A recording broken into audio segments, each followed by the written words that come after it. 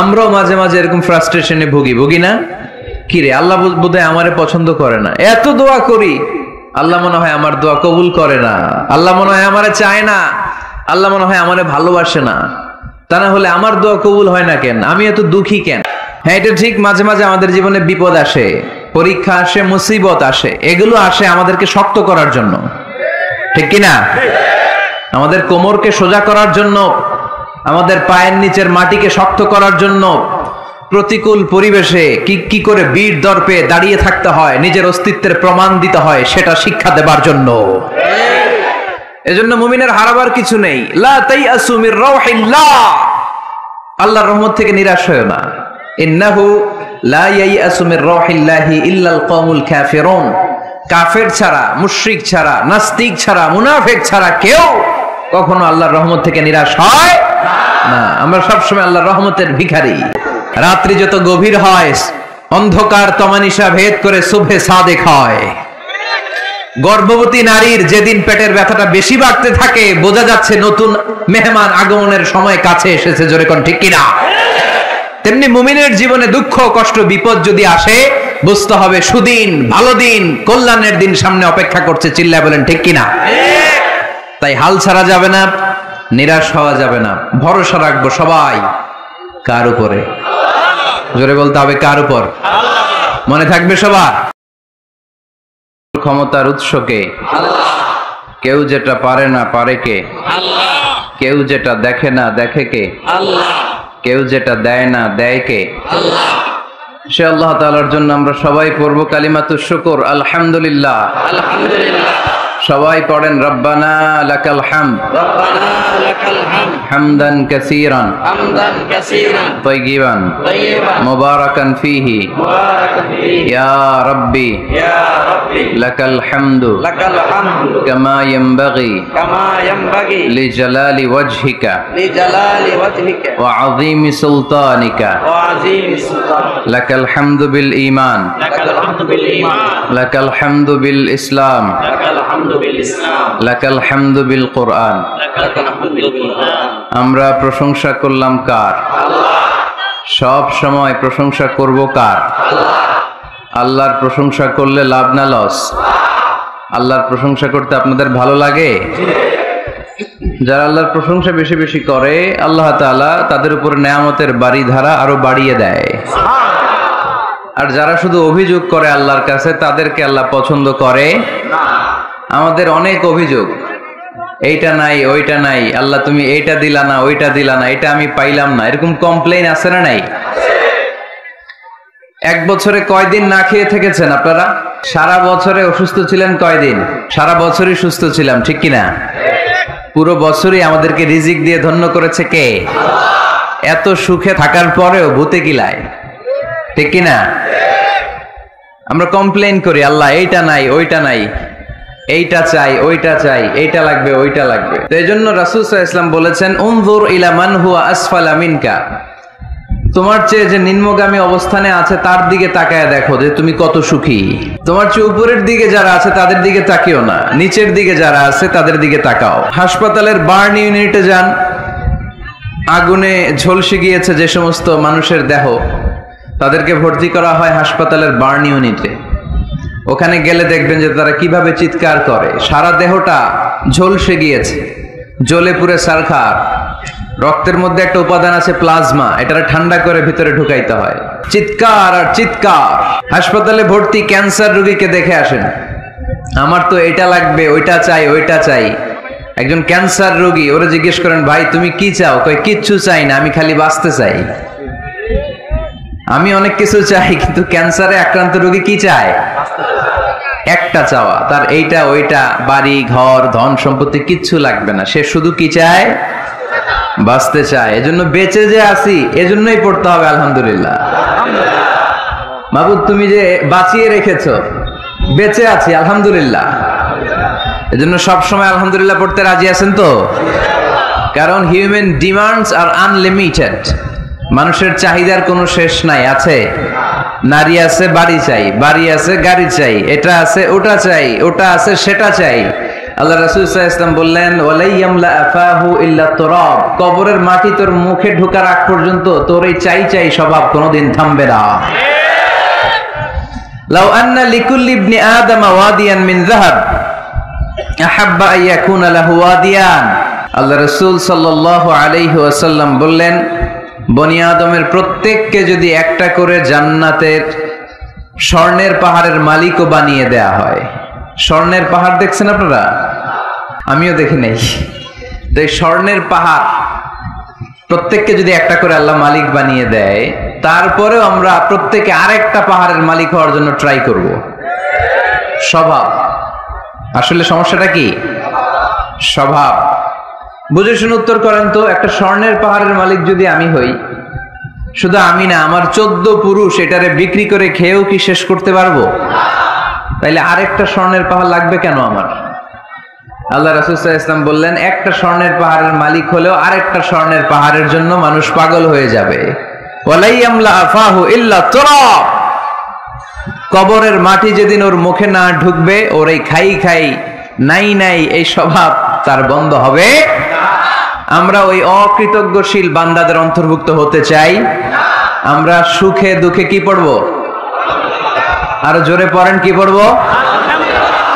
শীতকালে কি পড়বেন? গ্রীষ্মকালে? দিনের বেলায়? রাতের বেলায়? খাওয়ার পর? না খেয়ে থাকলেও আমরা সব সময় আলহামদুলিল্লাহ পড়ব। আমরা সব সময় আল্লাহ শুকরিয়া করব। শুকরিয়া করলে আল্লাহ নেয়ামত বাড়িয়ে দেয়। লা ইন শাকারতুম লা আযীদান্নাকুম ওয়া লা ইন কাফারতুম ইন্না আযাবি লাশাদীদ। যদি আমার শুকরিয়া করো আমি নেয়ামত বাড়িয়ে দেব, আর না শুকরি করলে আযাব দেব। নাও দ্য ডিসিশন ইজ ইয়ার্স। সিদ্ধান্ত আপনার। আযাব চান নাকি আল্লাহর নেয়ামত চান? জোরে বলতে হবে, কি চাই?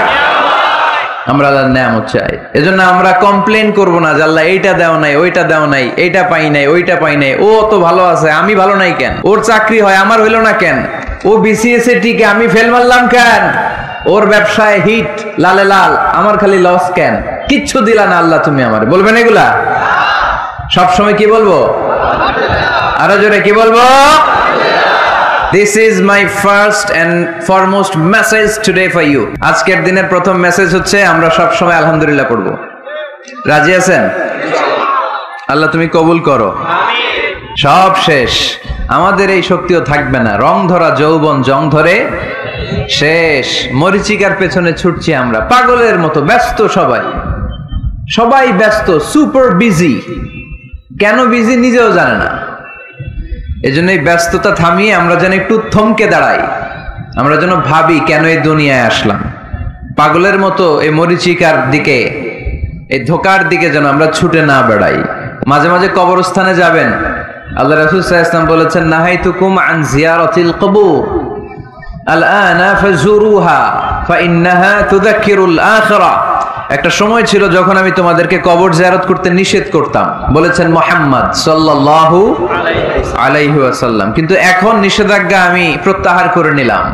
আল্লাহ রাসূল বললেন, এখন আর সমস্যা নাই, এখন যাও কবরস্থানে যাবে, যে কবরবাসীদের সালাম দিবে, মাইয়িতদের জন্য দোয়া করবে। কি লাভ?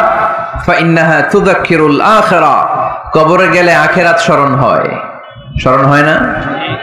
আপনার আব্বার কবরে যদি যে দাঁড়ান, আপনার মনে পড়বে, আইরে ওই তো 7 বছর আগে আব্বাকে এখানে কাফনের কাপড় দিয়ে পেঁচিয়ে রেখে গেছিলাম। সময়ের ব্যবধানে, কালের আবর্তনে আমার ছেলেটাও তো আমার এখানে রেখে যাবে। কথা বলেন? It's a reminder, it's a live reminder for every human being in the world. এটা আমাদের জন্য একটা জ্বলন্ত প্রমাণ, জ্বলন্ত রিমাইন্ডার। ওয়াযাক্কির ফাইন্না যিকরা তানফাউল মুমিনিন। আল্লাহ রাসূল সাল্লাল্লাহু আলাইহি ওয়াসাল্লামকে আল্লাহ বলেছেন, নবী মুমিনদেরকে আপনি রিমাইন্ডার দেন, কারণ রিমাইন্ডার মুমিনদের অনেক কাজে দেয়।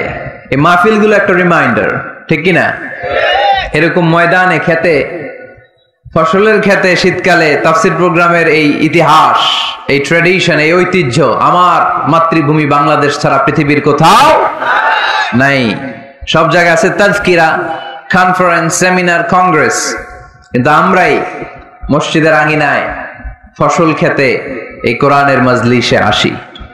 এই একদিনের মাহফিলে আমাদের হেদায়েত নসিব হয়ে যাবে এরকম কোনো গ্যারান্টি আমাদের হাতে নাই।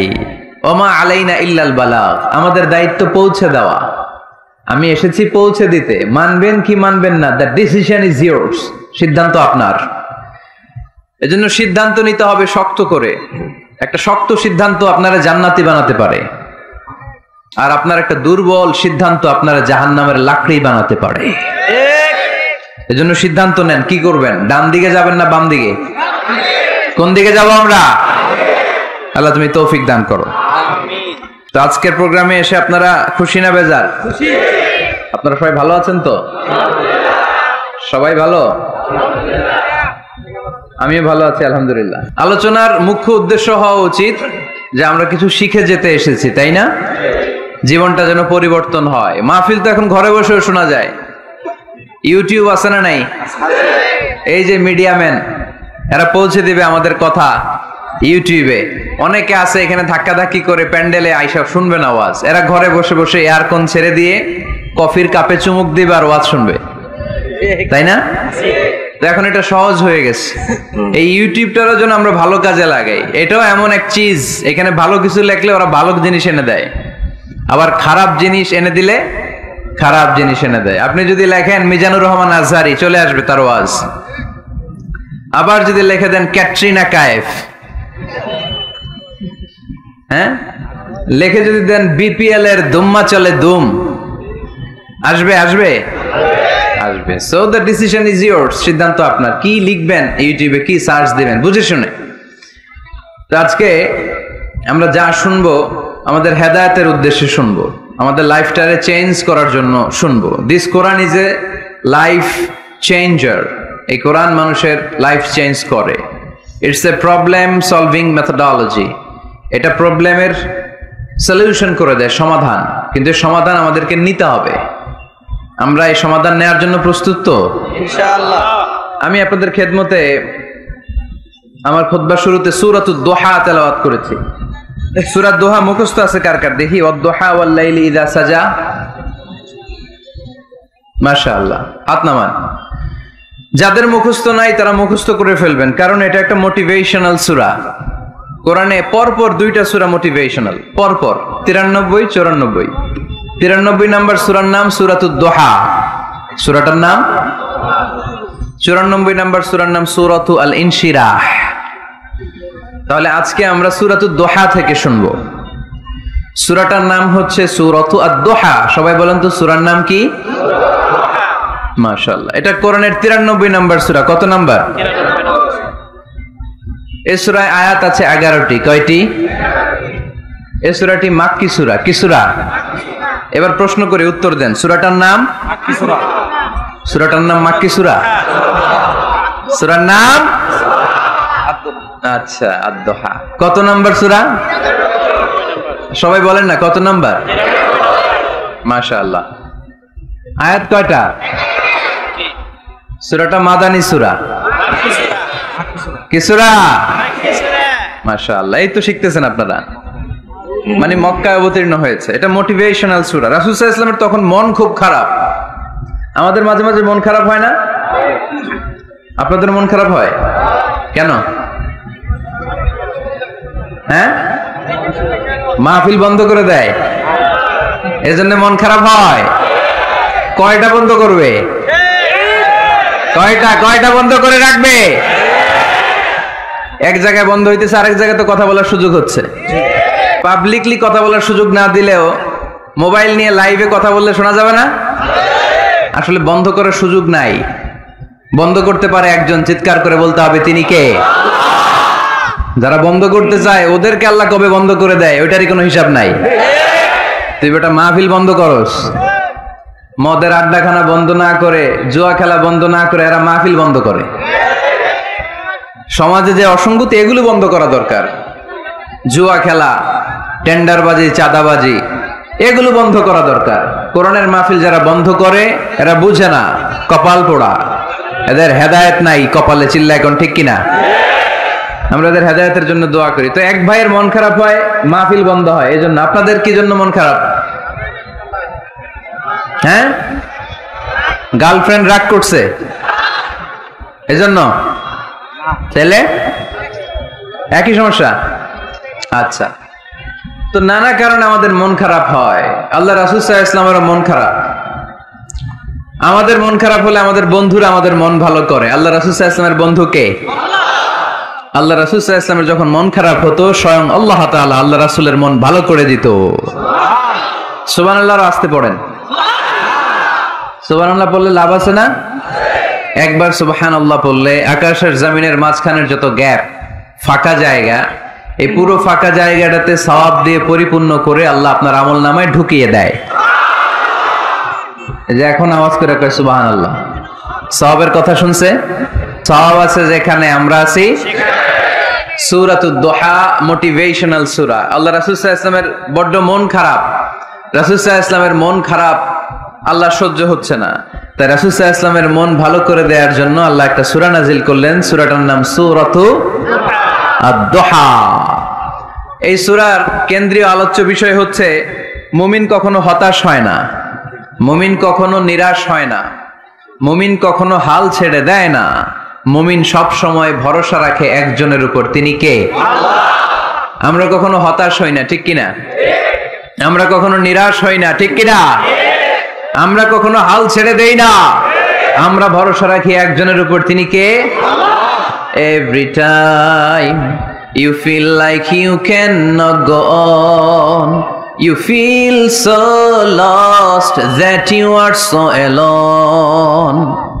Don't despair and never lose hope, 'cause Allah is always by your side. Inshallah, পড়েন Inshallah, Inshallah, you'll find your way. Inshallah, Inshallah, Inshallah, you'll find your way.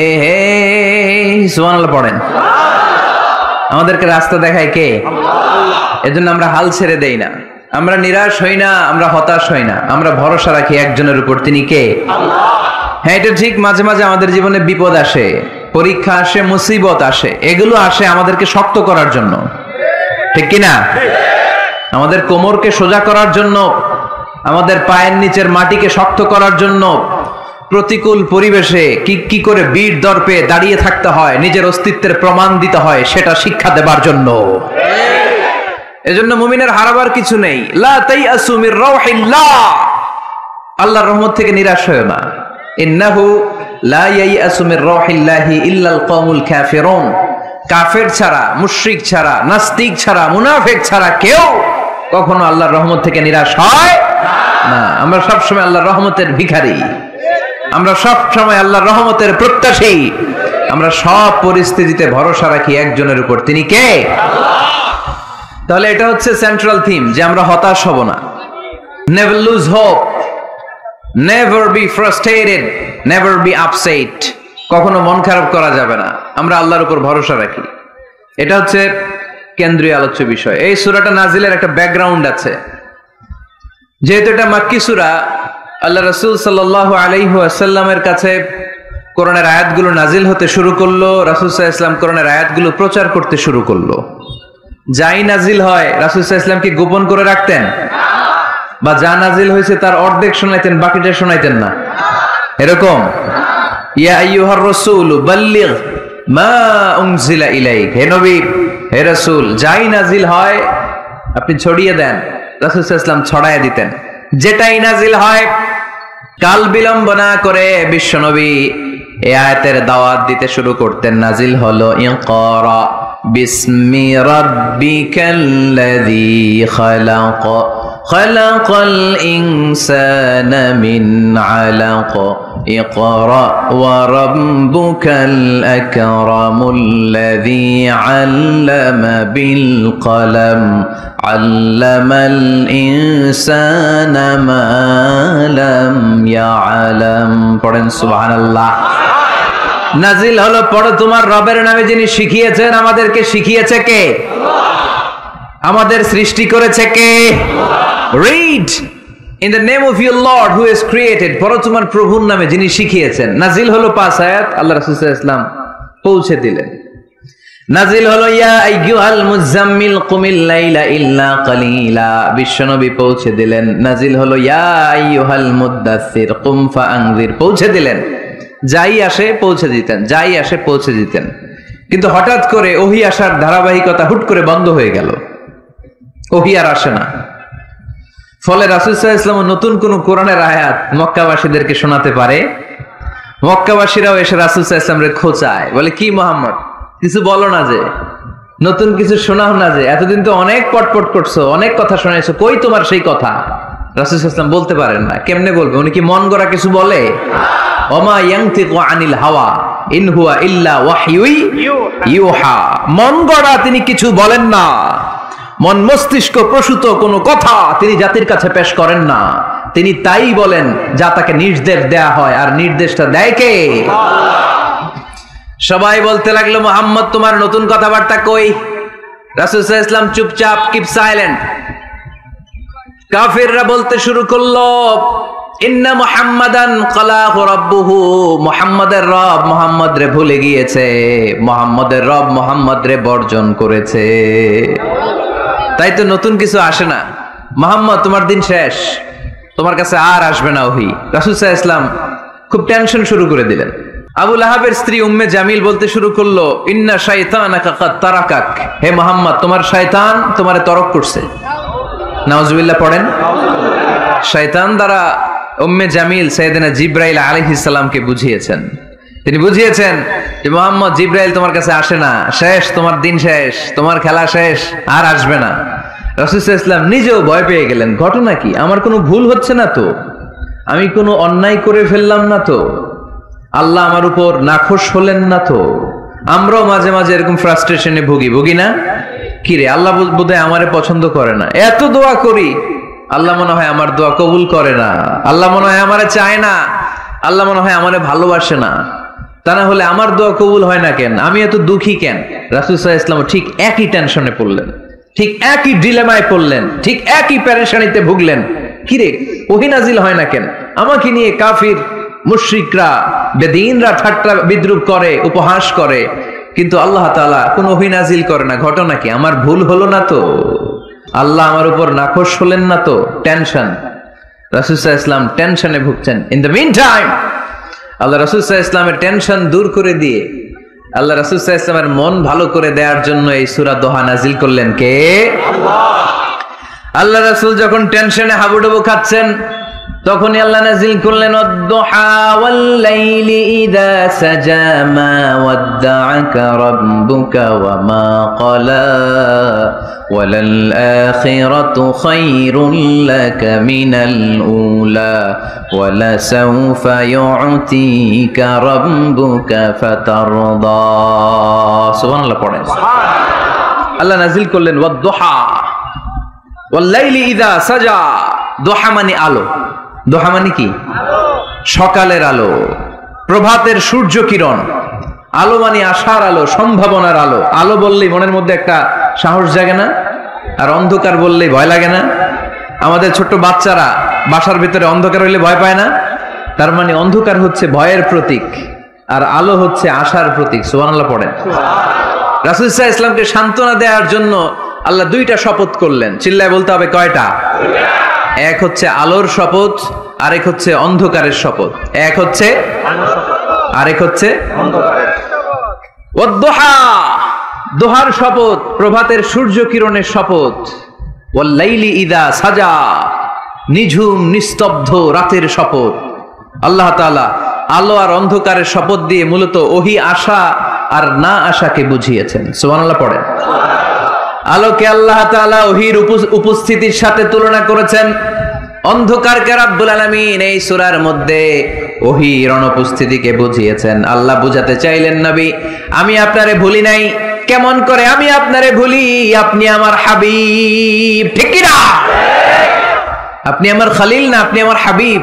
Khalil মানেও বন্ধু, হাবিব মানেও বন্ধু। ইব্রাহিম আলাইহিস সালাম ছিলেন খলিল, আর আল্লাহ রাসূল ছিলেন হাবিব। খলিল বন্ধু, হাবিব বন্ধু, কিন্তু খলিল মানে এমন বন্ধু যেই বন্ধু আল্লাহরে খুশি করার জন্য কাজ করে, আর হাবিব মানে এমন বন্ধু যেই বন্ধুরে খুশি রাখার জন্য আল্লাহ নিজেই কাজ করে। কি কাজ করলেন হাবিবরে খুশি রাখার জন্য, আজকে সব আমরা শুনবো। আল্লাহ বললেন ওয়াদ-দুহা ওয়াল-লাইলি ইযা সাজা, আলোর শপথ, অন্ধকারের শপথ। দোহা মানে আলো, প্রভাতের আলো। আলো দিয়ে আল্লাহ বুঝাইলেন এটা হচ্ছে ওহী। আর ওয়াল-লাইলি ইযা সাজা, রাতের শপথ দিয়ে বুঝালেন এটা ওহীর অনুপস্থিতি। আল্লাহ বুঝাতে চাইলেন নবী, ওহী আসা না আসা দুইটাই আপনার জন্য দরকার। আমি আপনারে ভুলি নাই, আমি আপনারে বর্জন করি নাই, অসম্ভব। আমি আপনার উপর গোসা হই নাই, রাগ হই নাই। আমি ইচ্ছা করেই আপনার একটু বিশ্রামের সুযোগ দেওয়ার জন্য ইচ্ছা করে ওহী পাঠানো বন্ধ রেখেছি। কারণ ওহী রিসিভ করা সাধারণ কোনো বিষয় না। আল্লাহ বলেন ইন্না সানুলকি আলাইকা কওলান সাকিলা, ও নবী এটা একটা ভারী বাণী, এটা শক্তিশালী বাণী, এটা একটা পাওয়ারফুল মেসেজ। এটা যেন তেন কোনো বাণী নয়, কোরআনের বাণীটা কার? সব সময় যদি নবী আমি ওহী পাঠাই আপনার কষ্ট হয়ে যাবে। আমরা সপ্তাহে সরকারি চাকরি যারা করেন 7 দিনে কাজ করেন কয়দিন? হ্যাঁ 5 দিন। ছুটি কয়দিন? তো পুরা সপ্তাহ 7 দিনে যদি কাজ থাকতো করতে পারতেন? কথা বলেন। আবার 7 দিনে যদি ছুটি থাকতো ভাল লাগতো?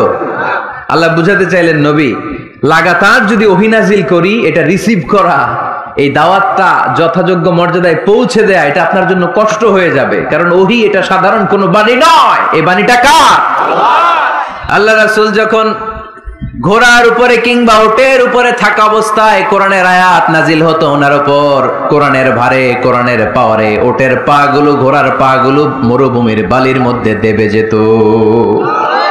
এত পাওয়ারফুল বাণী। লাউ আনজালনা হাযাল কুরআনা আলা জাবাল লারাআইতাহু খাশিআম মুতাসাদ্দিআম মিন খাশিয়াতিল্লাহ। হে নবী, কোরআনকে আপনার কাছে না পাঠিয়ে পাহাড়ে নাজিল করলে, মাউন্ট এভারেস্টে নাজিল করলে, তুর পাহাড়ে নাজিল করলে, আল্পস পর্বতমালায় নাজিল করলে, আলাস্কা মাউন্টেন রেঞ্জ এটার উপর নাজিল করলে, এই ময়মনসিংহের গারো পাহাড়ের উপর নাজিল করলে, মুহূর্তে এই পাহাড়গুলো ভেঙে চুড়ে চুরমার হয়ে খান খান হয়ে যেত। তার মানে এই বাণীটা কি হালকা না শক্ত? ওটের উপর থাকা অবস্থায় যখন কোরআন নাজিল হতো ওটের পা দেবে যেত। ঘোড়ার উপর থাকা অবস্থায় কোরআন নাজিল হলে ঘোড়া বসে যেত। শীতের রাতে কোরআন নাজিল হলে আম্মাজান আয়েশা বলেন আমরা কম্বল গায়ে দিয়ে কাঁপতাম। ওয়া ইন্না জাবিনাহু লা ইয়াতাফাসসাদু আরাকান, রাসূল সাল্লাল্লাহু আলাইহি ওয়াসাল্লামের দাড়ি আর থুতনি বেয়ে ঝরঝর করে ঘাম ঝরতো। এক সাহাবীর মাথার মধ্যে পা রেখে বিশ্বনবী শুয়ে আছেন, ঘন্টাখানিক শুয়ে থাকলেন। সাহাবী বলে আমার ব্যথা লাগে না। বিশ্বনবী শুয়ে আছেন, হঠাৎ করে বিশ্বনবী ঘুম থেকে জাগলেন, কিন্তু এই সাহাবীর রানের উপর থেকে মাথা তোলেন নাই। ইন দা মিন টাইম কোরআনের আয়াত নাজিল হওয়া শুরু হলো। সাহাবী বলেন 1 ঘন্টা শুয়ে আছে আমি টের পাই না, কিন্তু যখন কোরআনের আয়াত নাজিল হলো মনে হলো উহুদ পাহাড়টা আমার পায়ের উপরে চেপে বসেছে। ঘন্টাখানিক শুয়ে আছে বিশ্বনবী সাইয়েদনা যায়েদ রাদিয়াল্লাহু তাআলা আনহুর রানের মধ্যে মাথা রেখে। উনি টেরই পাচ্ছেন না, কিন্তু ইন দ্য মিন টাইম হঠাৎ করে সাইয়েদনা জিবরাইল কোরআনের আয়াত নিয়ে আসলেন। বিষ্ণু ইসা ইসলাম কোরআনের আয়াত রিসিভ করতে শুরু করলেন। যখনই কোরআনের আয়াত নাজিল হলো সাহাবী বলেন বিশ্বনবীর মাথার ওজনটা এত বেড়ে গেল আমার মনে হচ্ছে মুহূর্তের মধ্যে আমার পায়ের রান ফেটে খান খান হয়ে যাবে। তার মানে এই কোরআনের মধ্যে পাওয়ার আছে না নাই? এটা কি হালকা বাণী না ভারী বাণী? প্রতিদিন যদি এই ভারী ভারী কথা বিশ্বনবীর কাছে রিসিভ হয়, বিশ্বনবী এই ওহীর ভার স্নায়ুতে সহ্য করতে পারবে? আল্লাহ বলেন নবী আপনার কষ্ট হচ্ছে এটা দেখে আমি ইচ্ছা করে ইন্টেনশনালি ইচ্ছা করে আপনার বিশ্রাম আর রেস্টের ব্যবস্থা রাখার জন্য কয়েকদিন ইচ্ছা করে ওহী নাজিল বন্ধ রেখেছি। কাফিররা বলে আমি আপনারে ভুলে গেছি। নো, নেভার, অসম্ভব। আপনি আমার হাবিব, আপনারে ভুলে যাওয়া আমার পক্ষে অসম্ভব। আমি আপনার উপর রাগ করি নাই, আমি ইচ্ছা করে ওহী নাজিল না করে আপনার কিছুদিনের জন্য ছুটি আর বিশ্রামের ব্যবস্থা করে দিয়েছি। চিল্লায় পড়েন সুবহানাল্লাহ। এজন্য আল্লাহ শপথ করে বললেন ওয়াদ-দুহা ওয়াল-লাইলি ইযা সাজা মা ওয়াদ্দাআকা রাব্বুকা ওয়া মা ক্বালা। আলোর শপথ, অন্ধকারের শপথ। তারপরে বিশ্বনবীর রব্বুল আলামিন 3টা কনফার্মেশন শোনালেন। কয়টা? প্রথমে 2টা ওফ, মানে 2টা শপথ, তারপরে 3টা কনফার্মেশন, তারপরে 3টা রিমাইন্ডার, এন্ড ফাইনালি 3টা ওয়ার্ক প্ল্যান, মানে কর্মসূচি। বাংলায় বললে প্রথমে আল্লাহ 2টা শপথ করেছেন, তারপরে 2টা কনফার্মেশন করেছেন, মানে আমি আপনাকে কনফার্ম করলাম যে এগুলো আমি আপনাকে দেব। তারপরে তিনটা রিমাইন্ডার দিয়েছেন নবী, আগে আপনারা কি দিছি শুনেন। আর সর্বশেষ আল্লাহ তাআলা বিশ্ব নবীকে তিনটা ওয়ার্ক প্ল্যান দিয়েছেন, মানে কর্মসূচি। চিল্লায় পড়তে হবে সুবহানাল্লাহ। কনফার্মেশন নাম্বার 1, মা ওয়াদ্দাআকা রাব্বুকা ওয়া মা ক্বালা। ও নবী, চিন্তা করবেন না, আমি আপনারে ভুলি নাই, আমি আপনারে বর্জন করি নাই। কাফেররা যে বলে আমি আপনারে ছেড়ে দিয়েছি, ভুলে গিয়েছি, নো, আমি আপনারে ভুলি নাই। আপনারে ভুলা আমার পক্ষে সম্ভব না। সুবহানাল্লাহ পড়েন। 2 নাম্বার কনফার্মেশন, আল্লাহ বললেন ওয়ালাল আখিরাতু খায়রুল লাকা মিনাল উলা। পড়েন ওয়ালাল আখিরাতু খায়রুল লাকা মিনাল উলা। ও নবী, এই দুনিয়ার জীবনের চাইতে আখিরাতের জীবন আপনার জন্য শ্রেষ্ঠ। কিন্তু আমরা দুনিয়ার পিছনে পড়ে থাকি। আল্লাহ বললেন ওয়ালাল আখিরাতু, অবশ্যই আখিরাত, খায়রুল লাকা, আপনার জন্য উত্তম, মিনাল উলা, এই দুনিয়ার চেয়ে। And verily indeed the hereafter is far better for you than this dunya. অবশ্যই অবশ্যই এই দুনিয়ার ক্ষণস্থায়ী জীবন আপনার জন্য উত্তম নয়, আখিরাত এই দুনিয়ার চেয়ে 1000 গুণ বেশি উত্তম। চিল্লায় কোন সুবহানাল্লাহ। আবার আরেকটা আছে, আল্লাহ বললেন বাল তুসিরুনাল হায়াতাদ দুনিয়া ওয়াল আখিরাতু খায়রুন ওয়া আবাকা। তোমরা এই দুনিয়ার জীবনকে প্রাধান্য দিয়ে থাকো, কিন্তু দুনিয়াটা শ্রেষ্ঠ নয়। আল্লাহর কাছে আখিরাত হলো শ্রেষ্ঠ, আখিরাত হলো স্থায়ী। সুবহানাল্লাহ পড়েন। তাহলে প্রথমে কনফার্ম করলেন নবী, নো টেনশন, নো টেনশন, আমি আপনার সাথে আছি। আল্লাহ যদি সাথে থাকে আর কিছু লাগে? 2 নাম্বার কনফার্মেশন। আচ্ছা, আমরা মাঝে মাঝে মেসেজ পাঠালে মেসেজ পৌঁছলো কিনা কনফার্মেশন আছে না? কনফার্মেশন মেসেজ পাঠায় না? একটা টপ আপ করলাম বা ইন্টারনেটের প্যাকেজ নিলাম, এটা অ্যাক্টিভ হলো কিনা একটা কনফার্মেশন মেসেজ আসে না? প্রথম কনফার্মেশন, নবী আমি আপনার সাথে আছি। দ্বিতীয় কনফার্মেশন, নবী এই দুনিয়ায় সাময়িক কিছু কষ্ট করেন, কিন্তু আখিরাতে আপনার জন্য কল্যাণ রেখে দিয়েছে কে? 3 নাম্বার কনফার্মেশন, আল্লাহ বললেন ওয়ালা সাউফা ইউতিকা রাব্বুকা ফাতারদা। ও নবী, আমি আপনার সাথে আছি, আখিরাতকে আপনার জন্য সাজিয়ে প্রস্তুত করে রেখেছি। আর এই দুনিয়ার বুকে এমন এমন জিনিস আমি আপনারে দান করব, এগুলো পেয়ে দুনিয়ায় আপনি খুশি হয়ে যাবে। এমন এমন জিনিস আমি আপনাকে দেব, and verily I'm going to give you something that will make you happy. ও নবী, এমন এমন জিনিস আমি মাক্কি জীবন থেকে শুরু করে until your death, আপনার মৃত্যু পর্যন্ত আমি দেব, এগুলো পেয়ে আপনি খুশি হয়ে যাবেন। সুবহানাল্লাহ বাড়িতে যে বললেন, দিবে কে? খুশি করবেন কারে? বিশ্বনবী সাল্লাল্লাহু আলাইহি ওয়াসাল্লামকে। খুশি করবেন কে? আর খুশি হবে কে? বিশ্বনবী। সুবহানাল্লাহ পড়েন। ওয়ালা সাউফা ইউতিকা রাব্বুকা ফাতারদা। নবী, এমন এমন জিনিস আমি আপনাকে দেব, আপনার এই পেরেশানি, দুঃখ, কষ্ট আপনার থাকবে না। কখনোই আমি আপনার মন খারাপ হতে দেব না। যখনই আপনি চিন্তিত, যখনই আপনি টেনশনে আছেন, যখনই আপনি পেরেশানিতে আছেন, এমন নাজ নেয়ামত আর খোশামদেদ আপনারে শোনাবো, সুখের সংবাদ শোনাবো, ওই সংবাদ শুনে আপনি নবী খুশি হয়ে যাবেন। তার মানে নবীর মন ভালো করার দায়িত্ব নিছে কে? কি আল্লাহ পাইছি আমরা। বিশ্বনবীর মন খারাপ, তখনই আল্লাহ অ্যাক্টিভ, তখনই আল্লাহ নেয়ামত পাঠায়। কিভাবে বিশ্বনবীর মন ভালো করেন আল্লাহ? মক্কাতে বিশ্বনবী যখন দাওয়াতি কাজ শুরু করলেন, বিশ্বনবী দেখলেন মক্কায় 2টা লোক আছে। এই 2 লোকের এক লোক যদি আমার ইসলামের ছায়ার তলে না আসে, তাহলে মক্কায় ইসলামের দাওয়াতকে বেগবান করা আমার জন্য কঠিন হয়ে যাবে। বিশ্বনবী সাল্লাল্লাহু আলাইহি ওয়াসাল্লামের মন খারাপ, হায় রে, এই 2টার একজনও তো আমার কথা শোনে না, এই 2 জনের একজনও তো আমার দাওয়াত কবুল করে না। একদিন তাহাজ্জুদের সালাতে বিশ্বনবী সাল্লাল্লাহু আলাইহি ওয়াসাল্লাম কেঁদে কেঁদে আল্লাহর কাছে দোয়া শুরু করলেন। বিশ্বনবীর যে মন খারাপ, আল্লাহ তো এটা বোঝে টোঝে না, তাই না? আল্লাহ তো বোঝে দেখে না, না? তাহাজ্জুদের নামাজে ভারাক্রান্ত মন নিয়ে আল্লাহ রাসূল সাল্লাল্লাহু আলাইহি ওয়াসাল্লাম দোয়া করলেন, আল্লাহুম্মা আইজ্জাল ইসলামা বিআহাব্বির রাজুলাইনি ইনদাক। আল্লাহ, মক্কার 2টা লোকের নাম তোমার কাছে বলবো আজকের তাহাজ্জুদের মুনাজাতে। 2টা লোকের নাম তোমার কাছে তাহাজ্জুদের ফরিয়াদে আমি উল্লেখ করব। 2টা লাগবে না, 2 জনের একজনরে দিলেই হবে। আল্লাহ রাসূল দোয়া করলেন, আল্লাহুম্মা আইজ্জাল ইসলামা বিআহাব্বির রাজুলাইনি ইনদাক। আল্লাহ, মক্কার 2 জনের একজনকে আমি চাই, এই 2 জনের যে কোনো একজন যেন কালিমা পড়ে মুসলমান হয়ে যায়। আল্লাহ রাসূল দোয়া করলেন, আল্লাহুম্মা আইজ্জাল ইসলামা বিআহাব্বির রাজুলাইনি ইনদাক। বিউমর ইবনুল খাত্তাব আও আবি জাহাল ইবনে হিশাম, আল্লাহ হিশামের বেটা আবু জাহেল এরে দাও, নাইলে খাত্তাবের বেটা ওমর রে দাও। সুবহানাল্লাহ পড়বেন না? কিন্তু আল্লাহ রাসূলের দোয়া কবুল হয় না। আল্লাহ রাসূল অপেক্ষা করছেন। ইন দা মিন টাইম সাফা পাহাড়ের পাদদেশে আরকাম ইবনে দারিল আরকামের ঘরে বিশ্বনবী বসে বসে কোরআনের দাওয়াত লুকিয়ে লুকিয়ে দিচ্ছিলেন। সাইয়েদনা ওমর ফারুক তখনও কালিমা পড়েন নাই। তিনি বিশাল একটা নাঙ্গা তলোয়ার নিয়ে বিশ্বনবীকে আক্রমণ করার জন্য যখন দারুল আরকামের ঘরের দিকে ছুটে আসছেন, সাহাবারা বলতে শুরু করলো, নবী আপনি ওই দরজা দিয়ে তাড়াতাড়ি মুহূর্তেই পালিয়ে যান, ওমরে ফারুক তলোয়ার নিয়ে আপনার সামনে চলে এলে রক্ষা নাই।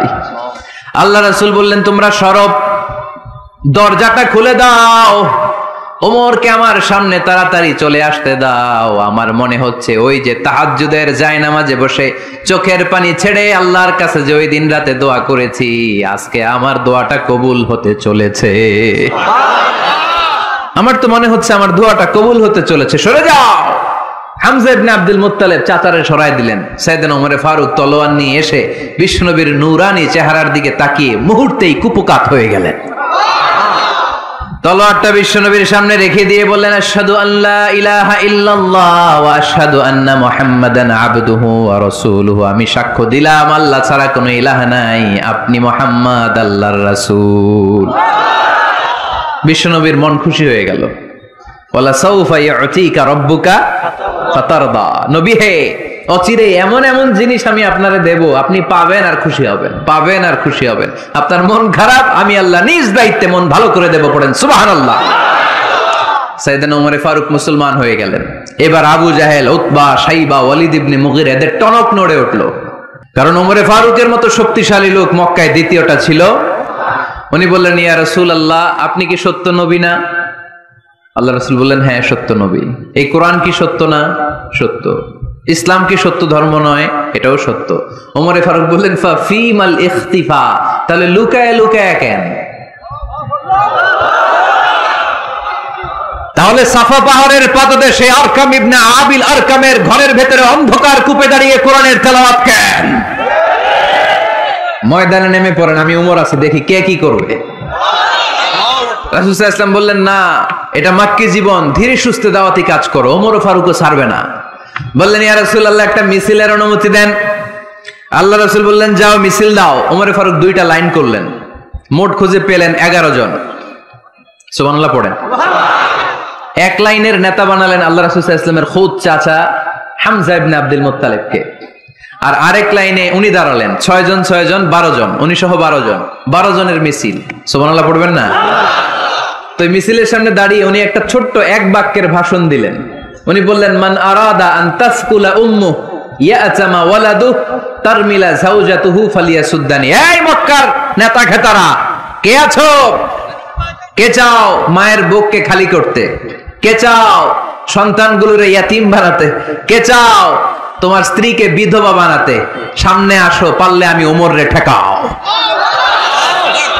ওমরে ফারুক দাঁড়ালেন, দাঁড়িয়ে তাকবীর শুরু করলেন, আল্লাহু আকবার, আল্লাহু আকবার, আল্লাহু আকবার।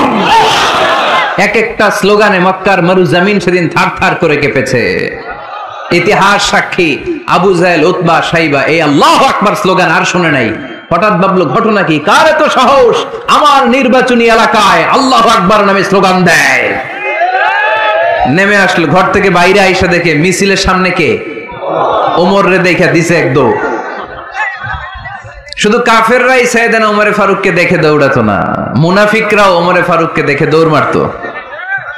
ইভেন ইবলিস শয়তান ওমর ফারুককে দেখলে দৌড় মারতো। সুবহানাল্লাহ পড়তে পারলেন না? আল্লাহ রাসূল ওমর ফারুককে দেখলে বলতেন, ওমর মা সালাকা শাইতান সালিকান ফাজ্জান ইল্লা সালাকা ফাজ্জান গায়রা ফাজ্জিকুম। ওমর, ইবলিস শয়তান যদি তোমার কোনো রাস্তা দিয়ে হাঁটতে দেখে, ইবলিস শয়তান ওই রাস্তা রেখে দিয়ে অন্য রাস্তা দিয়ে হাঁটে। ওমর ফারুক আল্লাহর গিলাফ যে স্পর্শ করলেন আর মিছিল থামালেন, ওইরকম ওমর আমাদের দরকার আছে না নাই? বিশ্বনবী বললেন, লা নবিয়্যা বা'দি ওয়ালা রাসূলা, আমার পরে কোনো নবী নাই, কোনো রাসূল নাই, তবে আমার পরে যদি কেউ নবী হতো, লাউ কানা বা'দি নাবিয়্যুন লাকানা ওমর, আমার পরে যদি নবী হওয়ার যোগ্যতা কারো থাকে, আমার প্রাণের সাহাবা ওমরের ওই যোগ্যতা আছে। প্রভু তুমি বলেছ রাসূল দেবে না, বলনি দেবে না ওমর, বলনি দেবে না হামজা তারিক, খালিদ বিজয় সমর। প্রভু তুমি বলেছ রাসূল দেবে না, বলনি দেবে না ওমর, বলনি দেবে না হামজা তারিক, খালিদ বিজয় সমর। প্রভু তুমি বলেছ রাসূল দেবে না। সুবহানাল্লাহ পড়েন। ওইরকম একটা ওমর হইলে আমাদের জন্য এনাফ। ওই একটা ওমরের অপেক্ষায় বসে আছে গোটা মুসলিম উম্মাহ। চিল্লায় বলো ঠিক কিনা?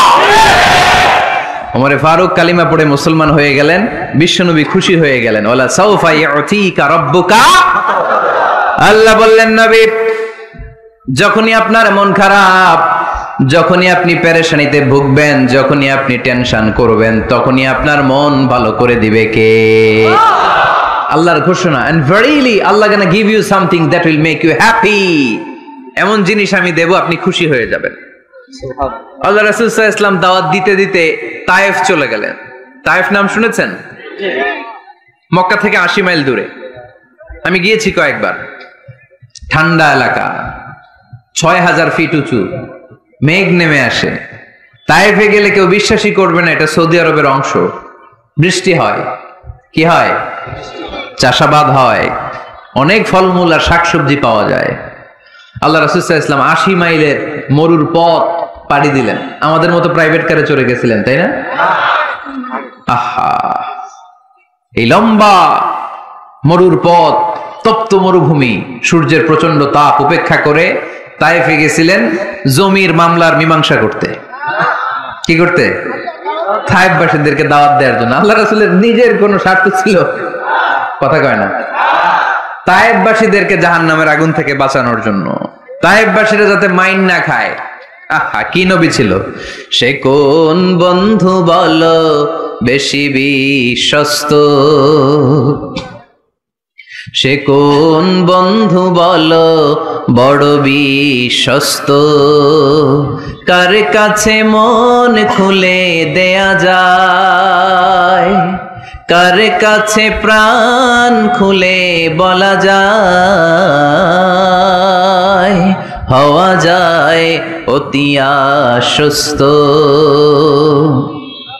তার নাম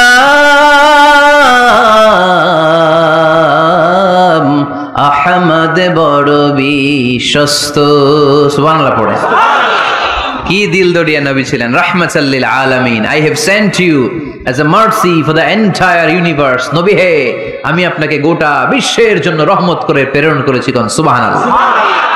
রহমতের নবী, দয়ার নবী, দাওয়াত দেওয়ার জন্য 80 মাইলের লম্বা মরুর পথ পাড়ি দিয়ে তায়েফের ময়দানে যখন ছুটে যায়, তায়েফের ছেলেরা বিশ্বনবীর দাওয়াত তো কবুল করেই নাই, বরং বিশ্বনবীর অপমান করেছে, বিশ্বনবীকে লাঞ্ছিত করেছে, বিশ্বনবীর সাথে মারপিট করেছে, বিশ্বনবীর গায়ে পাথর মেরেছে। এই সুশ্রী দেহটা বেয়ে বেয়ে ঝরে ঝরে বিশ্বনবীর গা থেকে টপ টপ করে তায়েফের জমিনে তাজা লাল খুন ঝরেছে। গিয়েছে তায়েফবাসীদের বাঁচানোর জন্য, নিজের কোনো স্বার্থ নাই। তায়েফবাসীরা যেন জাহান্নামের আগুনে না জ্বলে, কিন্তু তায়েফবাসীরা বিশ্বনবীর আঘাত করেছে। তিনটা জায়গায় আমি দেখে এসেছি, জায়গাগুলা তিনটা জায়গায় বিশ্বনবীকে আহত করা হয়েছে। খেয়ে না খেয়ে দিন প্রচারের কাজে নিজেকে দিয়েছ বিলিয়ে, তায়েফের কাফিরেরা চিনল না সে আলো, দুষ্ট ছেলেদের পিছু দিল লেলিয়ে, পাথরের আঘাতে ক্ষত বিক্ষত হয়ে সারা শরীর থেকে রক্ত ঝরে। হে রাসূল তোমাকে ভুলি আমি কেমন করে, হে রাসূল তোমাকে ভুলি আমি কেমন করে, হাজার ব্যথা বেদনার পরে। ফিরে আসনি তুমি আপন ঘরে, দিনের আলো তুমি ছড়িয়ে দিতে, চলে গেলে মদিনায় মক্কা ছেড়ে। হে রাসূল তোমাকে ভুলি আমি কেমন করে, হে রাসূল তোমাকে ভুলি আমি কেমন করে। পড়েন আল্লাহু আকবার। খেয়ে না খেয়ে বিশাল পথ পাড়ি দিয়ে দাওয়াত দিলেন, বিনিময়ে পেলেন পাথরের আঘাত। রক্তাক্ত হলেন বিশ্বনবী। আদ্দাস নামে খ্রিস্টান ছেলে বিশ্বনবীর হাতে কালিমা পড়ে মুসলমান হয়ে গেল। আল্লাহু আকবার। বিশ্বনবী খেজুর বাগানে ঢুকলেন, গা দিয়ে ঝরো ঝরো ঝরো ঝরো করে রক্ত বয়ে যায়। সাইয়েদনা যায়েদ রাদিয়াল্লাহু তাআলা আনহু পানি নিয়ে আসলেন। বিশ্বনবী ওযু করলেন, ফজরের নামাজে দাঁড়িয়ে লম্বা কেরাত পড়লেন। কেরাত শেষে বিশ্বনবী বসে আছেন, মন খারাপ। কার মন খারাপ? 80 মাইলের পথ পাড়ি দিয়ে আসলাম, মিশন তো সাকসেসফুল হয় নাই, কেউ তো কালিমা পড়ে নাই, আরো আমার পিছু লেগেছে, আহত করেছে আমাকে। বিষ্ণুবীর মন খারাপ। এত কষ্ট করে, এত ভালো মন নিয়ে, এত সুন্দর করে দাওয়াত দিলাম, কেউ দাওয়াত শুনলো না। বিষ্ণুবীর মন খারাপ। আর এই দৃশ্য আরশের উপর থেকে দেখে কে? আল্লাহ বললেন, নবী আপনার মন খারাপ, আপনার যখনই মন খারাপ তখনই আমার সাহায্য আছে না নাই? ওয়ালা সাউফা ইউতিকা রাব্বুকা ফাতারদা। আল্লাহ জানিয়ে দিলেন, নবী আপনি জানেন না, আপনি দেখেন নাই, ফজরের লম্বা কোরআনের তেলাওয়াত যখন আপনি করছিলেন, আপনার পিছন দিয়ে একদল জিন চলে যাচ্ছিল। জিন কারা যাচ্ছিল? এই জিন জাতি বিশ্বনবীর তেলাওয়াত শুনে থমকে দাঁড়িয়েছে। কিরে, এত সুন্দর বাক্য তো জীবনে শুনি নাই, এত সুন্দর কথামালা, শব্দের ব্যঞ্জন, ভাষার মাধুর্য, অলংকার কখনো তো শুনি নাই। এটা তো কোনো মানুষের বানানো কথা হতে পারে না, এটা মন্ত্র হতে পারে না, এটা কবিতা হতে পারে না, এটা নিশ্চয় আল্লাহর বাণী। ইন্না সামি'না কুরআনান আজাবা ইয়াহদি ইলার রুশদি ফাআমান্না বিহি। নিশ্চয় আমরা আজীব কোরআন শুনেছি, শুধু শুনেই ক্ষান্ত থাকবো না, যেই কোরআন শুনেছি ওই কোরআনের উপর বিশ্বাস এনে আমরা জিনেরা মুসলমান হয়ে গেলাম। তারা তাদের এলাকায় যে দাওয়াত দিতে শুরু করলো। এই দৃশ্য বিশ্বনবী দেখছে নাকি? বিশ্বনবী তো তেলাওয়াত করতেছে ফজরের নামাজে। বিশ্বনবীর যখন মন খারাপ, আল্লাহ জানিয়ে দিলেন, নবী মন খারাপের কারণ নাই, দিতে আসছিলেন দাওয়াত দৃশ্যমান জাতিকে, মানে মানুষকে, কিন্তু এদের উপর যদিও দাওয়াত ফলপ্রসূ হয় নাই, অদৃশ্যমান এক জাতি, জিন জাতি আপনার মুখনিসৃত কণ্ঠে সুন্দর তেলাওয়াত শুনে পুরো জিন জাতি কালিমা পড়ে মুসলমান হয়ে গেছে। ওয়ালা সাউফা ইউতিকা রাব্বুকা ফাতারদা। নবী যেখানেই আপনি পেরেশান, যেখানে আপনার মন খারাপ, ওখানেই মন ভালো করে দিবে কে? আল্লাহ রাসূল সাল্লাল্লাহু আলাইহি ওয়াসাল্লামের প্রিয়তমা স্ত্রী খাদিজাতুল কুবরা আত-তাহিরা রাদিয়াল্লাহু তাআলা আনহা ইন্তেকাল করলেন। রাসূল সাল্লাল্লাহু আলাইহি ওয়াসাল্লামের হৃদয়টা ভেঙে খানখান হয়ে গেল। চাচা আবু তালেব ইন্তেকাল করলেন, হৃদয়টা ভেঙে খানখান হয়ে গেল। চারদিক থেকে শত্রুতা বাড়তে শুরু করলো, কোন দিক থেকে সাহায্য নাই। বিশ্বনবী আবার পেরেশান, কই যাব, কোথায় গেলে আশ্রয় পাবো? আমার তো কেউ নাই, কেউ আমার দুনিয়ায় বেঁচে নাই। প্রাণাধিক প্রিয় স্ত্রী খাদিজাতুল কুবরা দুনিয়া ছেড়ে বিদায় নিল। যেই চাচা আমার শেল্টার দিয়ে রাখতো কাফেরদের হাত থেকে, চাচাও চলে গেল। এখন আমি কই যাব? আল্লাহ বললেন, কই যাবেন? জায়গা পান না, আমার আরশে চলে আসেন, আমার আরশে চলে আসেন। সুবহানাল্লাযী আসরা বিআবদিহি লাইলাম মিনাল মাসজিদিল হারামি ইলাল মাসজিদিল আকসা। সুবহানাল্লাহ পড়েন। সাইয়েদনা জিবরাইলকে দিয়ে আল্লাহ সারপ্রাইজ দিলেন তার নবীকে। কি দিলেন? সারপ্রাইজ শব্দটার সাথে পরিচিত না আমরা? হঠাৎ করে কাউকে এমন কিছু দেখালাম বা দিলাম সে কল্পনাও করে নাই। সাইয়েদনা জিবরাইল মারফত আল্লাহ তাআলা তার প্রিয় হাবিবকে সারপ্রাইজ দিলেন। তিনি তার চাচাতো বোনের ঘরে শুয়েছিলেন, হঠাৎ করে সাইয়েদনা জিবরাইল ঘরের ছাদকে উঠিয়ে ফেললেন, বিশ্বনবীকে শাঁ করে নিয়ে হাতিমে শুইয়ে দিলেন, গলার এখান থেকে নাভি পর্যন্ত ছিঁড়ে ফেললেন। এটাকে বলে ওপেন হার্ট সার্জারি। শাক্কে সাদার, সিনা চাক করলেন। আল্লাহ রাসূলের হৃদয় বের করে জামজামের পানি দিয়ে ধৌত করলেন। হৃদয়ে নূর, ঈমান, হিকমা, প্রজ্ঞা দিয়ে হৃদয়টারে আবার পরিপূর্ণ করলেন, আবার সেলাই করে দিলেন। তারপরে সরাসরি এখান থেকে বাইতুল মাকদাস, ওখান থেকে আল্লাহর আরশে নিয়ে গেলেন। আল্লাহ সাউফা ইউতিকা রাব্বুকা ফাতারদা। নবী এমন এমন জিনিস আমি আপনারে দেব, আপনি তো নিয়ে কুল পাবেন না। যখনই আপনার মন খারাপ তখনই আমার দেয়া নেয়ামত আপনার জন্য আছে না নেই?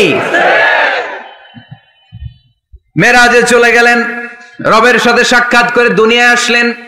আসার পরে মক্কার লোকেরা আবার বিশ্বনবীকে হত্যার ষড়যন্ত্র শুরু করে দিল। বিশ্বনবীর ডানে যাওয়ার জায়গা পায় না, বায়ে যাওয়ার জায়গা পায় না, সামনেও যেতে পারে না, পেছনেও যেতে পারে না। আল্লাহ বললেন, নবী এই এলাকায় আর থাকার দরকার নাই, আপনি মদিনায় চলে যান। তওবা তয়বা মদিনাতুন নবী, পবিত্র শহর, যে শহরের মাটিতে বরকত, যে শহরের বালুতে বরকত। চিল্লায় পড়েন সুবহানাল্লাহ।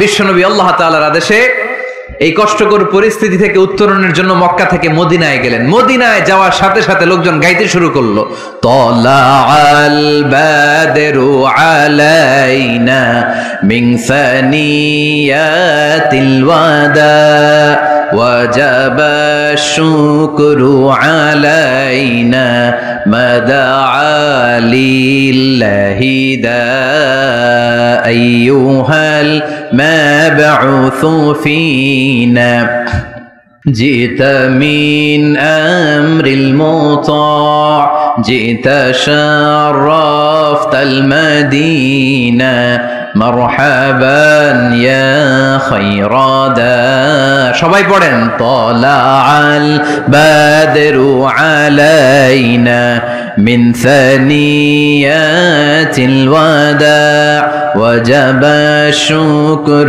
علينا ما دعا لله داع সুবহানাল্লাহ পড়েন। মক্কায় অত্যাচার, মক্কা থেকে গেলেন, সবাই ফুল নিয়ে দাঁড়ায় আছে আর পড়তে আরম্ভ করছে, তালা আল বদ্রু আলাইনা। আবার বৃদ্ধ বনিতা, মদিনার ছোট বড় মাঝারি নারী পুরুষ কেউ বাদ যায় নাই, সবাই বিষ্ণু ইসা ইসলামকে ওয়েলকামিং রিসেপশন দেওয়ার জন্য চলে এসেছে। এই দৃশ্য দেখে বিশ্বনবীর মন খারাপ ছিল, আবার মন ভালো হয়ে গেল। এজন্য আল্লাহ বললেন, ওয়াদ-দুহা والليل إذا سجى ما ودعك ربك وما قلى وللآخرة خير لك من الأولى ولسوف يعطيك ربك فترضى سبحان الله পড়েন আওয়াজ করে, ولسوف يعطيك ربك فترضى। হে নবী, এমন এমন জিনিস দিব আপনি খুশি হয়ে যাবেন, খুশি হয়ে যাবেন। মদিনাতে যে রাসূল সাল্লাল্লাহু আলাইহি ওয়াসাল্লাম মসজিদে নববী প্রতিষ্ঠা করলেন, আল্লাহ তাআলা কিবলা চেঞ্জ করে দিলেন। আগে পড়তো মক্কার দিকে নামাজ, এখন পড়ে ফিলিস্তিনের দিকে নামাজ। 16 থেকে 17 মাস রাসূল সাল্লাল্লাহু আলাইহি ওয়াসাল্লাম ফিলিস্তিনের দিকে, মানে ইহুদিরা যে দিকে নামাজ পড়ে ওই দিকে হয়ে নামাজ পড়লেন, কারণ আদেশটা কার? আল্লাহ। জোরে বলেন সবাই, আদেশটা কার? কিন্তু নবীর মন মানে না। নবীর মনে বড্ড আশা, আমার জন্মস্থান, আমার প্রিয় শহর মক্কার কাবা ঘরের দিকে যদি আমি সেজদা দিতে পারতাম আমার বড্ড ভালো লাগতো। কারণ কাবা আমার জন্মস্থান, মক্কা আমার জন্মস্থান, আমার বংশের গোড়া, আমার আদি পিতা ইসমাইল ইব্রাহিম এই কাবা ঘর নির্মাণ করেছে। তাই প্রত্যেকটা নামাজের পরে বিশ্বনবী আকাশের দিকে তাকায়, মনে মনে ভাবে কাবা যদি চেঞ্জ হয়ে যেত, কিবলা যদি আল্লাহ পরিবর্তন করে দিত কতই না ভালো হতো। নামাজ শেষে বিশ্বনবী দুঃখ নিয়ে উপরে তাকায়, আল্লাহ তো আর দেখে টেকে না, তাই না? দেখে দেখে আল্লাহ বলে, قد نرى تقلب وجهك في السماء। ও নবী, আপনি যে আকাশের দিকে তাকিয়ে মন খারাপ করে মনে মনে বিড়বিড় বিড়বিড় করে কি কি বলেন, সব আমি জানি, সব আমি দেখি।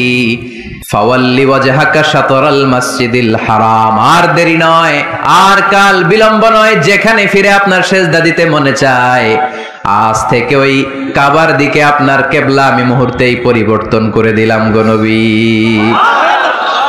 নবীর যেটা মন চাইতেছে আল্লাহ ওইটাই দিতেছে। সুবহানাল্লাহ পড়েন। এজন্যই বলেছি খালিল মানে এমন বন্ধু যেই বন্ধু আল্লাহরে খুশি করার জন্য কাজ করে, আর হাবিব মানে এমন বন্ধু যেই বন্ধুরে খুশি করার জন্য আল্লাহ নিজেই কাজ করে। কোন সুবহানাল্লাহ। ফাওয়াল্লি ওয়াজহাকা শাতরাল মাসজিদিল হারাম। মসজিদে হারামের দিকে মুখ ঘুরান নবী, মুখ ঘুরান। আপনার দুঃখ আমার সহ্য হয় না, যেদিকে আপনার নামাজ পড়তে মনে চায় ওই কাবার দিকেই পড়েন। চিল্লায় এখন সুবহানাল্লাহ। এভাবে যত জায়গায় নবী চিন্তিত, নবীর চিন্তা দূর করে দিছে কে? আল্লাহ। আল্লাহ রাসূল এই কোরআন থেকে জানতে পারলেন আগের নবীরা হায়াত পেয়েছে 1000 বছর, 2000 বছর। আগের নবীর উম্মতেরা হায়াত পেয়েছে 800 বছর, 1200 বছর। আমাদের নবী পৃথিবীতে বেঁচে ছিলেন কয় বছর? সবাই বলেন। এবং সুনানে তিরমিজির হাদিস, আল্লাহ রাসূল সাল্লাল্লাহু আলাইহি ওয়াসাল্লাম বলেছেন, আমারু উম্মতি মা বাইনা আস-সিত্তিন ইলা 70। আমার উম্মতের গড় বয়স হবে 60 থেকে 70। ওয়া আকাল্লুহুম মা ইয়াজুজু যালিক, এর চেয়ে বেশি হায়াত পাবে হাতে গোনা অল্প কয়েকজন। বেশিরভাগই 60-70 এর মধ্যে মরে শেষ, ঠিক কি না? এখন আমাদের সমাজের কি অবস্থা? এটাই তো। 100 বয়স হয়েছে এরকম কে কে আছেন দেখি? ওই যে একজন হাত তুলছে, যুবক হাত তুলছে, মানে বুঝাইতে চাইছে হুজুর দোয়া করেন 100 বছর বাঁচতে চাই। আচ্ছা 80 বছর কার আছে দেখি? 80 পাওয়া যাবে বোধহয় দুই একটা। ওই যে মাশাআল্লাহ মাশাআল্লাহ মাশাআল্লাহ, এই চাচারা আছে, আল্লাহ কবুল করুক, আল্লাহ আরো হায়াত বাড়ায় দেখ। 50 আছেন কে কে দেখি? 50?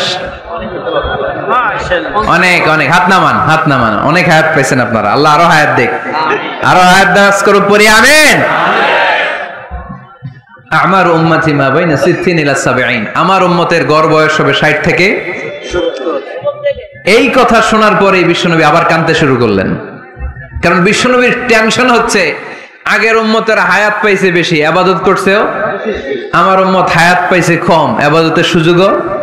হায়রে আমার উম্মতের কি হবে, আমার উম্মতের কি হবে? এই নবী তো এমন নবী, সব নবীকে আল্লাহ একটা দোয়া করার সুযোগ দিয়েছিলেন, যে দোয়াটা করা মাত্রই কবুল।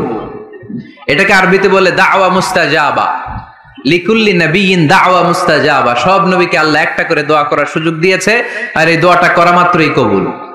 আর সব নবীরা দুনিয়াতেই ওই দোয়া করে ফেলেছে। আল্লাহ রাসূল সাল্লাল্লাহু আলাইহি ওয়াসাল্লাম বলেছেন, ওয়া ইন্নী আখতাবিউ দাওয়াতি শাফাআতান লি উম্মতি ইয়াউমাল কিয়ামা। ওই দোয়াটা আমি দুনিয়ায় করি নাই, ওই দোয়াটা আমি তোমাদের জন্য কিয়ামতের ময়দানে যাতে তোমাদেরকে সুপারিশ করে জান্নাতে ঢুকাতে পারি, ওই জন্য রেখে দিয়েছি। কত কষ্টে বিষ্ণু ঈসা ইসলাম ছিলেন, খাবার ছিল না, পেটে পাথর বেঁধেছেন। যদি বলতেন আল্লাহ ওই দোয়াটা করলাম, আপনি খাবার দেন, জান্নাতের খাবার পাঠাই দিত কে? আল্লাহ।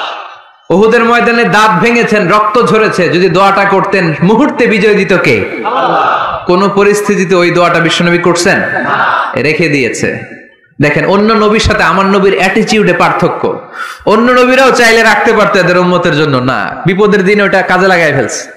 প্রত্যেক নবী একটা করে দোয়া করার সুযোগ পেয়েছিল, যে দোয়াটা করা মাত্রই কবুল। সব নবীরা দুনিয়াতেই শেষ, একমাত্র শুধুমাত্র কেবলমাত্র আমার আর আপনার নবী ছাড়া রেখে দিয়েছেন, তিনি রেখে দিয়েছেন ওই দোয়া আমাদের জন্য, আমার জন্য, আপনার জন্য, আমাদেরকে বাঁচানোর জন্য ওই দোয়া রেখে দিয়েছে। চিল্লায় বলেন ঠিক কি না? রেখে দিয়েছেন। কাঁদতে লাগলেন, আল্লাহ আগের উম্মতেরা হায়াত পেয়েছে 1000 বছর, ইবাদত করেছে বেশি, আমার উম্মতেরা 60 আর 70 এর মাঝখানে মরলে এদের নসিবে কি হবে?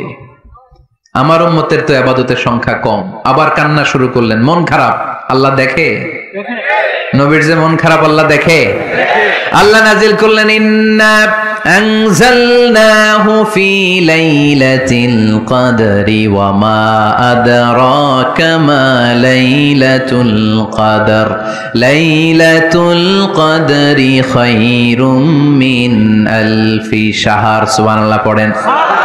আল্লাহ বলে, নবী আপনি কাঁদবেন না, আপনার চোখের পানি আমার সহ্য হয় না। অন্যান্য নবীর উম্মতদেরকে হায়াত দিয়েছি বেশি, কদরের রাত দেই নাই। আপনার উম্মতকে যদিও হায়াত লম্বা দেই নাই, কিন্তু আপনার উম্মতকে আমি লাইলাতুল কদরের রাত দিয়েছি গো নবী।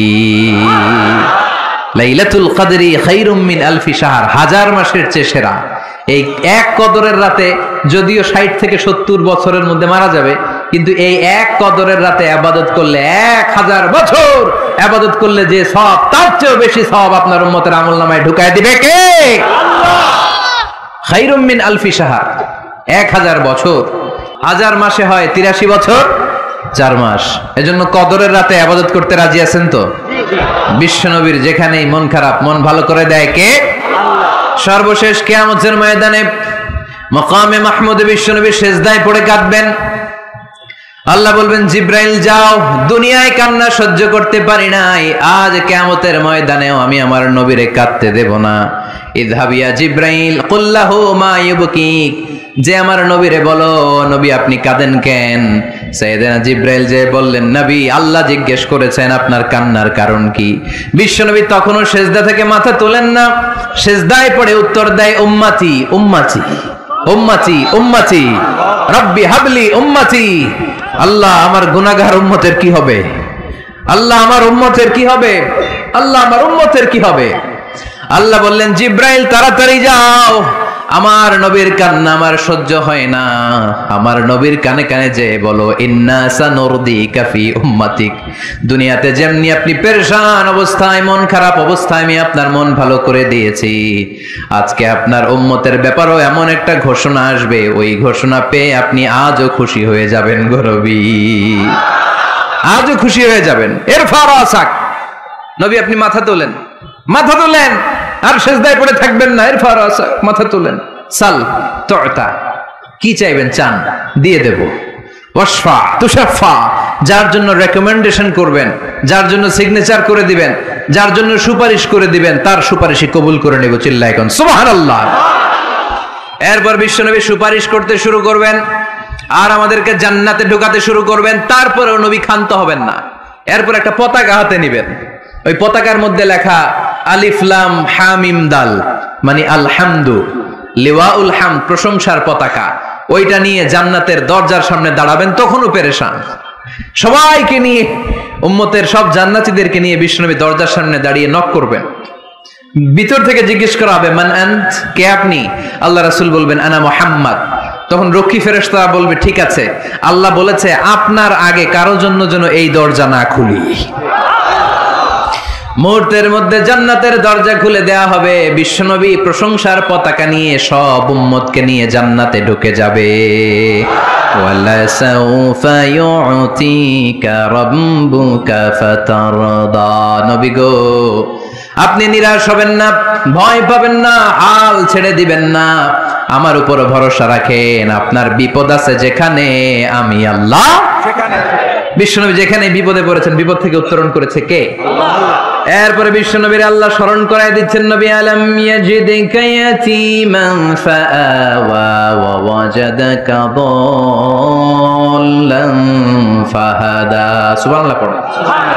তার মানে রাতের শপথ, দিনের শপথ শেষ, কনফার্মেশন শেষ, এবার রিমাইন্ডার, স্মরণ করায় দিচ্ছে, নবী গো আলাম ইয়াজিদকা ইয়াতীমান ফাআওয়া, আমি কি আপনার ইয়াতীম পাই নাই? আল্লাহ রাসূল সাল্লাল্লাহু আলাইহি ওয়াসাল্লাম যে ইয়াতীম ছিল জানেন?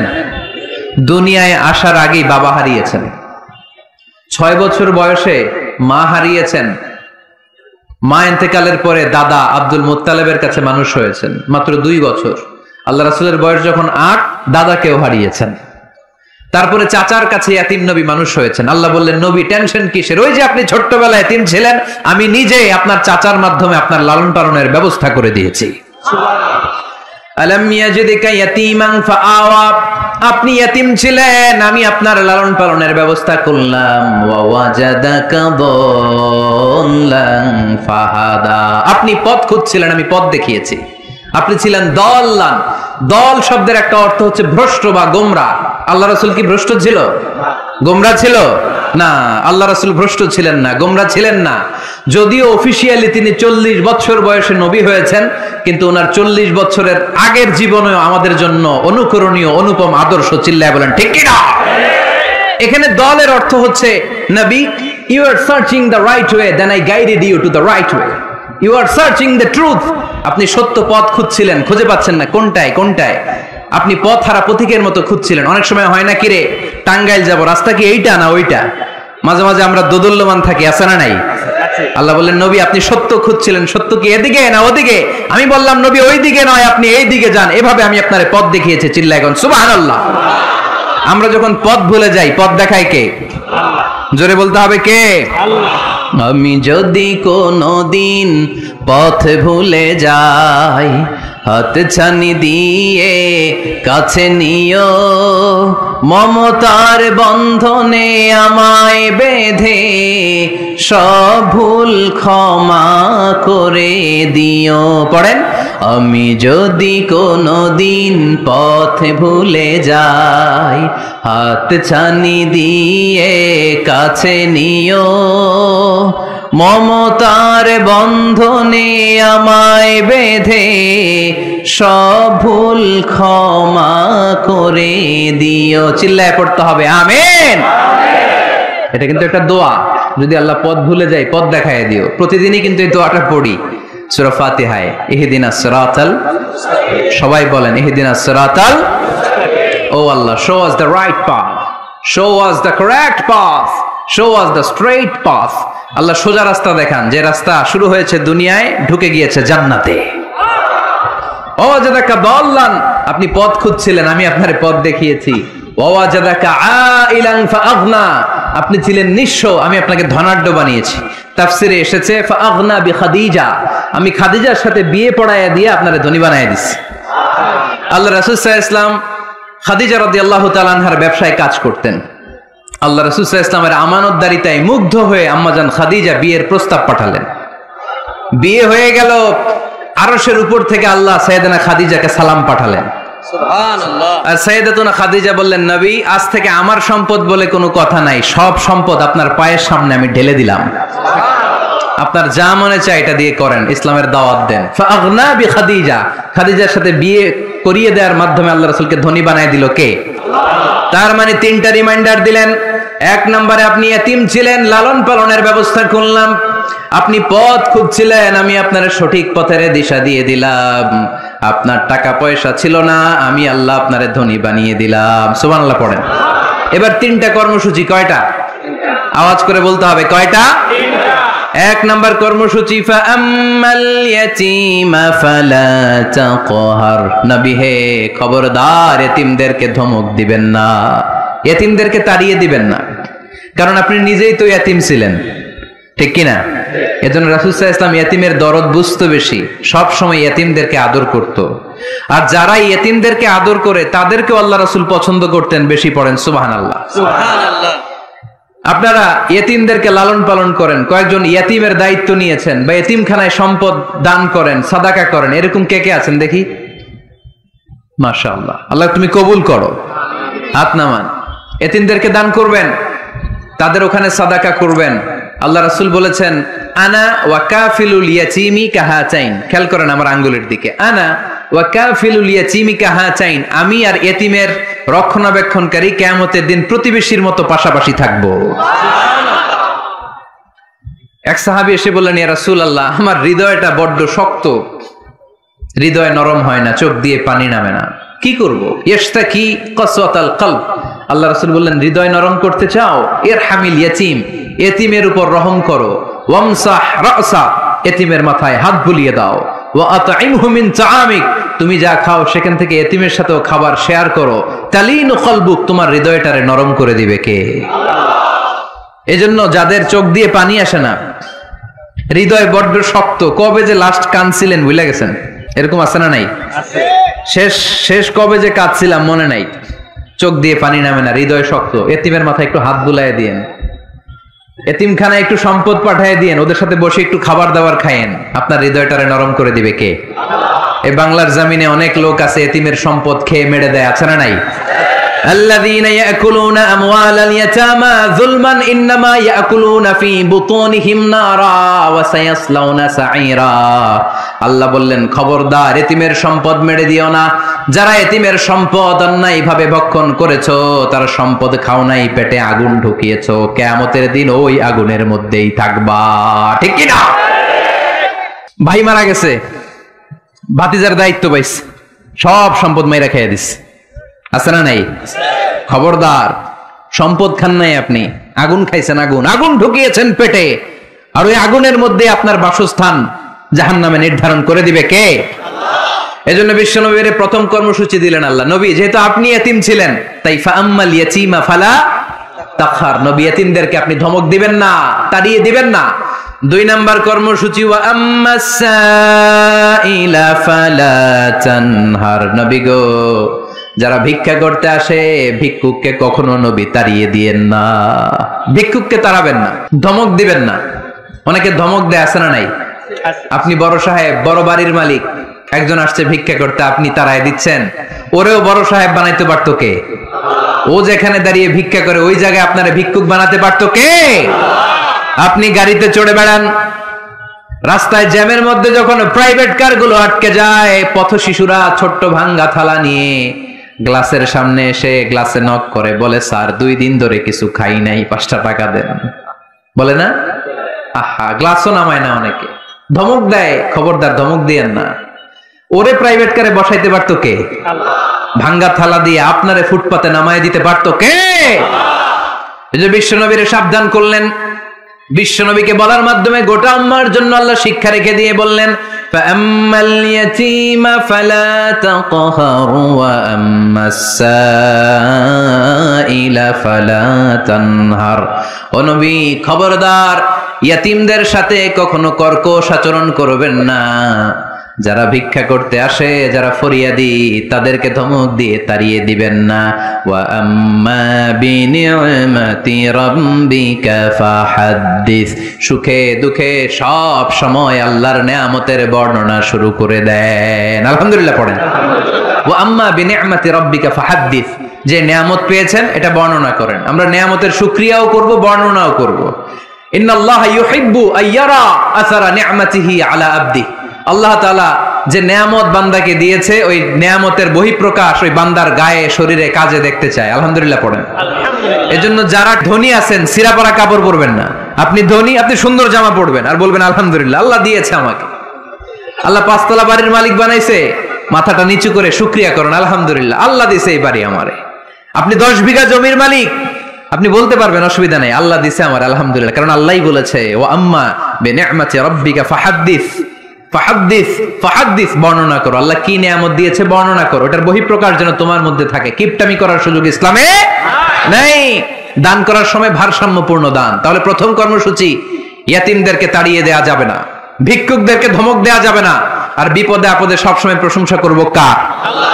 সূরাতুদ দুহার এই হচ্ছে শিক্ষা, যে মুমিন কখনো হাল ছাড়ে না। আমার নবীরে বিপদে আপদে যে আল্লাহ সাহায্য করছে, ওই আল্লাহ তো নাই না? ওই আল্লাহর শক্তি, ক্ষমতা, মর্যাদা, সার্বভৌমত্ব আগের মতো আছে না নেই? এজন্য বিষ্ণু ঈসা ইসলামকে বিপদে যিনি সাহায্য করেছে, আমাদেরকেও বিপদে পড়লে সাহায্য করবে কে? আল্লাহ। এজন্য সূরাতুদ দুহার কেন্দ্রীয় আলোচ্য বিষয়। আর আমাদের জন্য শিক্ষা হচ্ছে, মুমিন কখনো হাল ছাড়ে না, মুমিন কখনো হতাশ হয় না। যুবক ছেলেরা আওয়াজ করে উত্তর বলো, মুমিন কখনো হতাশ হতে পারে? হাল ছাড়তে পারে? ভরসা হারাতে পারে? মুমিন ভরসা রাখে একজনের উপর। চিল্লায় বলো, তিনি কে? আমরা বিপদে আপদে আল্লাহর উপর ভরসা রাখবো। যখন বিপদ আসে আমরা ধৈর্য ধারণ করব। ধৈর্য ধারণের সওয়াব আছে না নাই? কারণ মুমিন জানে রাত্রি যত গভীর হয়, অন্ধকার তমানিসা ভেদ করে সুবহে সাদেক হয়। গর্ভবতী নারীর যেদিন পেটের ব্যথাটা বেশি বাড়তে থাকে, বোঝা যাচ্ছে নতুন মেহমান আগমনের সময় কাছে এসেছে। জোরে কোন ঠিক কিনা? তেমনি মুমিনের জীবনে দুঃখ, কষ্ট, বিপদ যদি আসে, বুঝতে হবে সুদিন, ভালো দিন, কল্যাণের দিন সামনে অপেক্ষা করছে। চিল্লায় বলেন ঠিক কিনা? তাই হাল ছাড়া যাবে না, নিরাশ হওয়া যাবে না। ভরসা রাখবো সবাই কার উপরে? জোরে বলতে হবে, কার উপর? মনে থাকবে সবার?